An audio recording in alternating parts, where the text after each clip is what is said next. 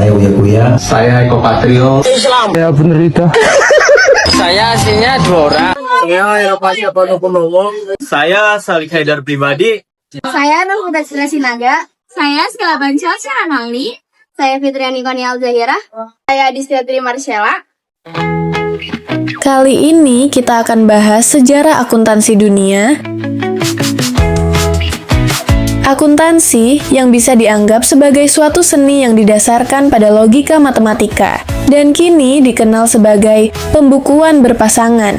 Double entry bookkeeping sudah dikenal di Italia sejak tahun 1494.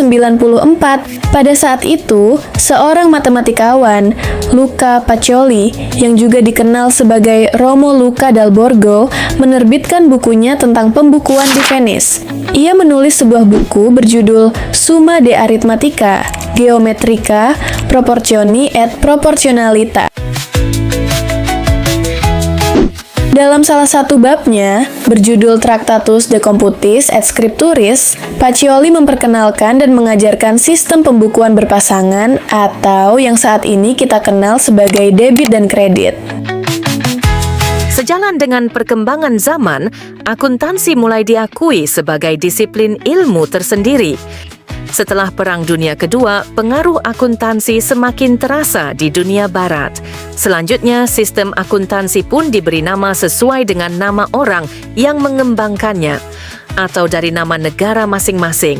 Misalnya, sistem kontinental yang digunakan oleh Belanda dan Inggris pada tahun 1500-an. Seiring berjalannya waktu, yaitu dengan berdirinya Amerika Serikat pada tahun 1900-an, sistem akuntansi dikenal dengan nama Anglo-Saxon.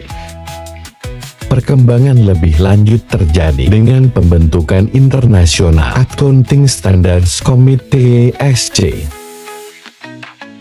pada tahun 1973 yang menghasilkan Accounting Standards IAS. Kemudian, pada tahun 2001 IASC digantikan oleh International Accounting Standards Board (IASB) yang memperkenalkan standar baru. Standar baru yang diperkenalkan oleh International Accounting Standards Board atau IASB yaitu International Financial Reporting Standards atau IFRS.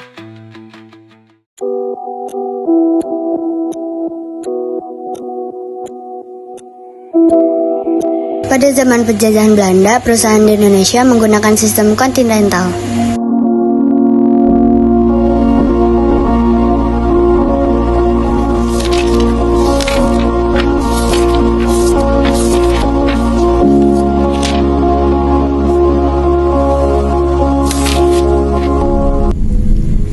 Sejarah perkembangan akuntansi di Indonesia mengalami beberapa tahap penting.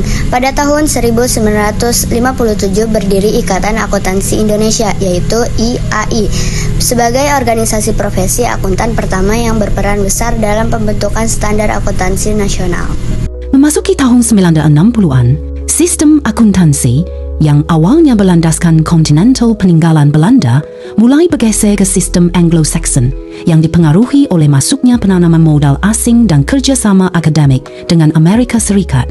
Kemudian, pada tahun 1973, IAI membentuk Komite PAI, Prinsip Akuntansi Indonesia. Dan setahun berikutnya, tepatnya 1970, PAI resmi diberlakukan sebagai pedoman akuntansi di Indonesia.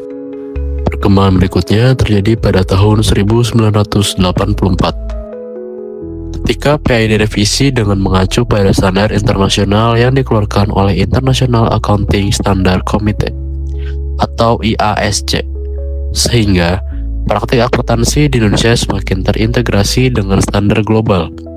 Puncaknya pada tahun 1994, PAI diperbarui secara menyeluruh menjadi standar akuntansi keuangan atau SAK yang berlaku hingga kini. Kemudian pada tahun 2008, SAK mulai secara resmi mengacu pada International Financial Reporting Standards atau IFRS sebagai upaya konfigurasi penyesuaian agar standar akuntansi di Indonesia selaras dengan praktek internasional.